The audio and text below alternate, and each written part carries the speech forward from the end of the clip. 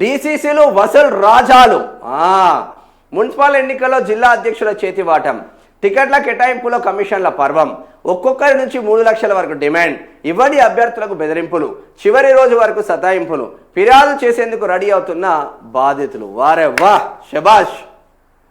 Congress party 33 జిల్లాల అధ్యక్షులు ఉంటారు. ఒక రంగారెడ్డిని పాపం ఆపేళ్ళు, భీంభరత్కు రావాలి రంగారెడ్డి డీసీసీ.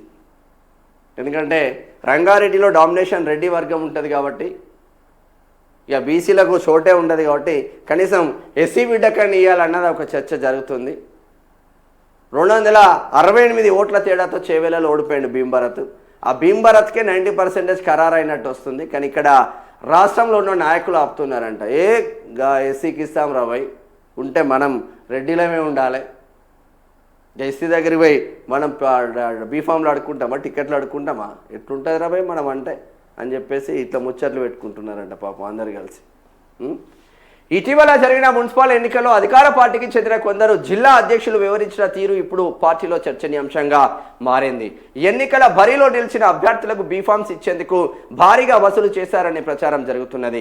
ముఖ్యంగా ఉత్తర తెలంగాణలోని 2-3 మున్సిపల్ కార్పొరేషన్లలో 3 లక్షల వరకు వసూలు చేసినట్టు తెలుస్తుండగా, దక్షిణ తెలంగాణలోని జిల్లాల్లోనూ 2 లక్షల వరకు రేట్ ఫిక్స్ చేసి మరీ వసూళ్లు జరిపినట్లు టాక్ నడుస్తూ ఉంది. వారే వా, డిసిసిలు వసూల్ రాజాలు. డిసిసిలు వసూల్ రాజాలు. మున్సిపల్ ఎన్నికల్లో జోరుగా కమిషన్ల పర్వం, అడిగినంత ఇస్తేనే బీఫామ్ లేదంటే బెదిరింపులు.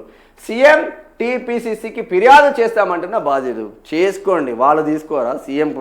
సీఎం కమిషన్లు తీసుకోరా? పీసీసీ కమిషన్లు తీసుకోరా? వాళ్ళు జిల్లా అధ్యక్షులైందే కమిషన్లు దండుకోవడానికి. మీరు భలే ఉన్నారా? ఫిర్యాదు చేస్తే ఏంది, ఫిర్యాదు చేయకపోతే ఏంది? నీకింత నాకింత పంచుకోవడమే, రాష్ట్రాన్ని అప్పనంగా పంచుకోవడమే. మనం అట్లనే ఉండాలి కాంగ్రెస్లో. రాష్ట్రంలో ఇటీవల జరిగిన మున్సిపల్ ఎన్నికల్లో కొందరు జిల్లా కాంగ్రెస్ అధ్యక్షులు అభ్యర్థులను తీవ్రంగా ఇబ్బందులకు గురి చేసినట్లు ఆరోపణలు వస్తున్నాయి. పార్టీ జారీ చేసే బీఫామ్ ఇచ్చేందుకు లక్షల్లో వసూలు చేసినట్లు ప్రచారం జరుగుతున్నది. అడిగినంత ఇస్తేనే బీఫామ్ చేతిలో పెట్టారని, లేకపోతే మరొకరికి బీఫామ్ ఇస్తామని బెదిరించినట్లు పలువురు వాపోతున్నారు. తప్పనిసరి పరిస్థితుల్లో అడిగినంత డబ్బులు ఇచ్చామని ఆందోళన వ్యక్తం చేస్తున్న డీసీసీ అధ్యక్షులు ఈ వ్యవహారంపై సీఎం రేవంత్ కు ఫిర్యాదు చేసేందుకు సిద్ధమైనట్లు సమాచారం. 3 లక్షలు ఫిక్స్ చేసుకున్నారంట. పాపం ఎంతెంత తీసుకున్నారో చూద్దాం. పార్టీ తరఫున పోటీ చేస్తున్న అభ్యర్థులు పార్టీ జారీ చేసే బీఫామ్ తప్పనిసరిగా ఇవ్వాలి. అప్పుడే సదరు పార్టీ అభ్యర్థికి ఈసీ ప్రకటిస్తుంది, లేకపోతే నిబంధనల ప్రకారం స్వతంత్ర అభ్యర్థులుగా గుర్తిస్తుంది. అయితే మెజార్టీ మంది అభ్యర్థులు చివరి రోజున బీఫామ్ను అధికారులకు సమర్పిస్తుంటారు. ఈ డెడ్ లైన్ ఆసరగా చేసుకొని మెజార్టీ జిల్లాల అధ్యక్షులు అభ్యర్థుల నుంచి మామూలుగా ముక్కుపిండి వసూలు చేసినట్లు ఫిర్యాదులు ఉన్నాయి. ఒక్కొక్క అభ్యర్థి నుంచి 3 లక్షలు ఇవ్వాలని, ఆ సొమ్ము వచ్చిన తర్వాత బీఫామ్ చేతిలో పెట్టినట్లు చర్చనీయాంశమైంది. డబ్బులు ఇవ్వడం సాధ్యం కాదని చెప్పిన అభ్యర్థులకు అదిగో ఇస్తామంటూ సతాయించినట్లు తెలిసింది. దీంతో గడువులోపు బీఫామ్ ఇవ్వకపోతే పార్టీ గుర్తింపు రాదని భయంతో సదరు అభ్యర్థులు సైతం అడిగినంత ముట్ట చెప్పినట్లు ప్రచారం జరుగుతున్నది. కొన్ని జిల్లాల్లో డబ్బులు ఇవ్వకపోతే మరొకరికి బీఫామ్ ఇస్తామని బెదిరింపులకు దిగినట్లు విమర్శలు వస్తున్నాయి. ప్రధానంగా ఉత్తర తెలంగాణలోని 3 మున్సిపల్ కార్పొరేషన్ల పరిధిలో మామూళ్ల పర్వం బహిరంగంగానే జరిగినట్లు పార్టీ వర్గాల్లో చర్చనీయాంశమైంది. అలాగే దక్షిణ తెలంగాణ జిల్లాలోని కొందరు అధ్యక్షులు సైతం 2 లక్షల వరకు రేటు ఫిక్స్ చేసి వసూలు చేసినట్లు తెలుస్తుంది. మాకు ఊరికే రాలేదు డీసీసీ అధ్యక్షుడు ఊరికే రాలేదు. వాళ్ళు కూడా పైసలు పెట్టింది కాబట్టి వాళ్ళు పైసలు మళ్ళీ పిండుకోవాలి. నిజానికి అభ్యర్థుల ఎన్నికల ఖర్చులో మెజార్టీ మొత్తాన్ని ప్రభుత్వంలోని కీలక నేతలు సమకూర్చినట్లు తెలుస్తున్నది. అయితే ఆ పనులను సమన్వయం చేయాల్సిన బాధ్యతలను మంత్రులకు అప్పగించారు. దీంతో జిల్లా అధ్యక్షుల ప్రమేయం అంతగా లేకుండా పోయింది. అయితే బీఫామ్ జారీ అధికారం ఉండడంతో డీసీసీ అధ్యక్షులు తెలివిగా వివరించి మామూలు తీసుకున్నట్లు తెలుస్తున్నది. కొందరు అభ్యర్థులు డబ్బులు ఎందుకు ఇవ్వాలని అడిగితే డీసీసీ అధ్యక్ష పదవి మాకు ఊరికే రాలేదు, పైన డబ్బులు తీసుకునే పోస్టులు ఇచ్చారు, మరి మా ఖర్చులు ఎలా రాబట్టుకోవాలని దబాయిస్తున్నారంట.